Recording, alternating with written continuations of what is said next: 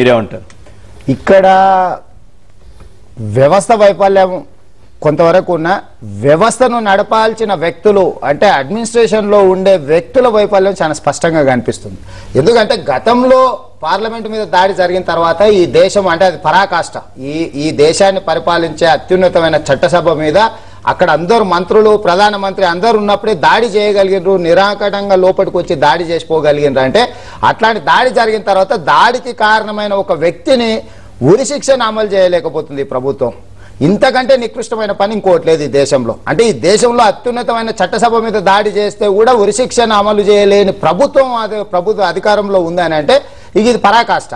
కాబట్టి ఉగ్రవాదులకు స్వాగతం పలుకుతున్నట్టుంది.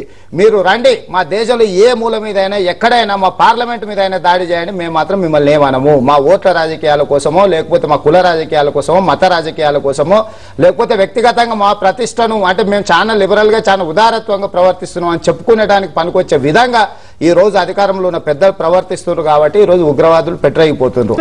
ఈ విమానాల హైజాక్ ఈ భారతదేశంలో మొట్టమొదట జరిగింది ఇందిరాగాంధీని ఇంప్రెస్ చేయడానికి ఒక వ్యక్తి చేసిండు. ఇందిరాగాంధీని జైల్లో పెట్టినప్పుడు విమానాన్ని హైజాక్ చేసి ఇందిరాగాంధీని జైలు నుంచి విడిపించాలని డిమాండ్ పెట్టి ఆ రోజు మొట్టమొదట భారతదేశంలో ఒక విమానాన్ని హైజాక్ చేయొచ్చు అని చెప్పి ఇందిరాగాంధీ గారి అభిమాని ఆ రకంగా దురభిమాని చేస్తే అతన్ని జరిగిన తర్వాత ఇందిరాగాంధీ అతడికి కాంగ్రెస్ టికెట్ ఇచ్చి ఎమ్మెల్యేని చేసి అతని మీద ఉన్న కేసులు ఎత్తివేసింది. అంటే భారతదేశంలో విమానాలను ఇట్లా ఆడతా పాడతా ఎత్తుకొని పోవచ్చు, కావాల్సిన డిమాండ్లు పెట్టవచ్చు అని చూపించింది ఆ రోజు. అక్కడ మొదలైంది. ఈ రోజు ఈ రకమైన దాడులు జరుగుతూనే ఉన్నాయి. రేవంత్ రెడ్డి గారు కేవలం మీరు రాజకీయాలు ఇది ప్రపంచవ్యాప్తంగా జరుగుతుంది, ఇది ఒక్క చోట ఇండియాలో జరిగింది. నేను చెప్పాను ఇక్కడ ఒక విషయాన్ని గమనించాల్సిన అవసరం ఉందండి. మాజీ ప్రధాని రాజీవ్ గాంధీ గారిని చంపిన వాళ్ళను సోనియా గాంధీ గారు క్షమాభిక్ష పెట్టమంటది. జైల్లోకి వెళ్ళి ప్రియాంక గాంధీ గారు పరామర్శించి వస్తారు, మా నాన్నని చంపిన వాళ్ళు ఎంత అందంగా ఉన్నారో ఎంత బాగున్నారో చూసొద్దామని. కానీ అదే పార్లమెంట్ మీద దాడి చేస్తే వీరోచితంగా పోరాడిన సైనికుల కుటుంబాలు ఏ విధంగా ఉన్నాయో ఒక్కరోజు కూడా వీళ్ళు వెళ్ళి పరామర్శించలేదు. అంటే ఈ రకంగా అలాంటి క్రిమినల్ పనులు చేసే వాళ్ళను, దేశ భద్రత మీద దాడి చేసే వాళ్ళను వీళ్ళ వ్యక్తిగత విషయాల కింద చూస్తున్నారు. రాజీవ్ గాంధీ గారు ఈ దేశంలో ఒక ప్రధానమైన పార్టీ అధ్యక్షుడు, మాజీ ప్రధాని. అంటే ఈ దేశానికి సంబంధించిన నేషనల్ ఇష్యూ అనమాట. అంటే ఇక్కడ వాళ్ళు ఏమంటారు, వాళ్ళు మా తండ్రో లేకపోతే మా భర్తను చంపిన వ్యక్తుల కింద చూస్తున్నారు. కానీ వీళ్ళు ఈ దేశ భద్రత మీద దాడి జరిగింది, ఎల్టీటీ వాళ్ళు దాడి చేశారు, దాంట్లో తాను ముఖ్య పాత్ర వహించింది, ఆమెను పరామర్శించాల్సిన అవసరం లేదు, ఆమెను క్షమించాల్సిన అవసరం లేదని ఇక్కడ అనుకోవట్లేదు సోనియా గాంధీ గారు కానీ ప్రియాంక గాంధీ గారు కానీ. వాళ్ళ వ్యక్తిగతమైన విషయంగా తీసుకుంటున్నారు. అంటే ఈ రకంగా తీవ్రవాదులను వీళ్ళే పరామర్శించొస్తుంటే హోమ్ మినిస్టర్ గారు ఏం పని చేస్తారండి? వాళ్ళ అధ్యక్షురాలు ఎవరినైతే అభినందిస్తున్నారో వాళ్ళని అభినందించడానికి తను తప్పకుండా ప్రయత్నం చేస్తాడు. కాబట్టి ఈరోజు హోమ్ మినిస్టర్ గారు పాత్ర చాలా కీలకం. ఎందుకంటే సమావేశాలు పెట్టాలన్నా ఇంటెలిజెన్స్ వర్గాలను ఏ రకంగా ఉపయోగించాలన్నా నిర్ణయం తీసుకోవాల్సింది హోంమంత్రి గారు. ఇక్కడ ఇంటెలిజెన్స్ వర్గాలను మేము ఇంతకుముందు కూడా చెప్తున్నాం, ఇప్పుడు కూడా చెప్తున్నాం.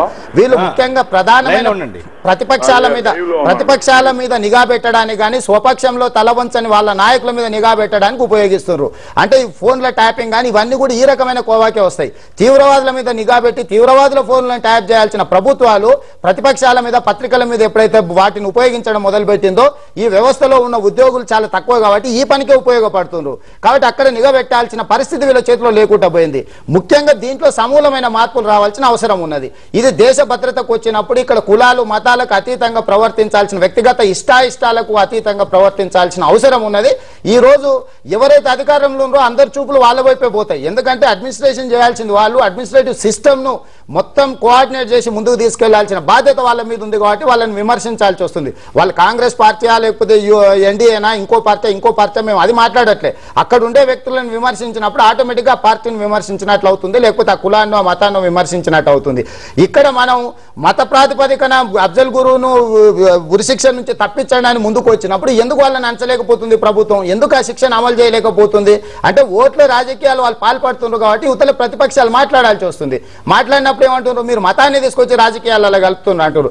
ఇట్స్ ఏ సెన్సిటివ్, అంటే చాలా థిన్ లైన్ ఉన్నది. ఆ థిన్ లైన్ మీద ఎటు జరిగినా కూడా ఈ మతం కానీ కులం కానీ లేకపోతే ప్రాంతాలు కానీ ఇవన్నీ కూడా చర్చకు వచ్చే అవకాశం ఉంది.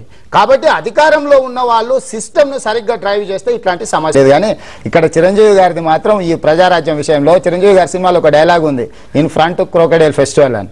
ఇప్పుడు చిరంజీవి గారికి పార్టీ పెట్టంగానే సినిమాలు ఏంటంటే క్లైమాక్స్ తెలుసుకున్న తర్వాత సినిమా మొదలవుద్ది, రాజకీయాల క్లైమాక్స్ తెలియకుండా మొదలవుద్ది. ఇప్పుడు మొదలైంది చిరంజీవి గారికి ఇన్ఫ్రంట్ క్రొకడైల్ ఫెస్టివల్, భవిష్యత్తు ఎట్లుంటుందో చూద్దాం. మా నాయకుడు వెళ్ళింది మాత్రం వ్యక్తిగతమైన పర్యటన, దాంట్లో పార్టీ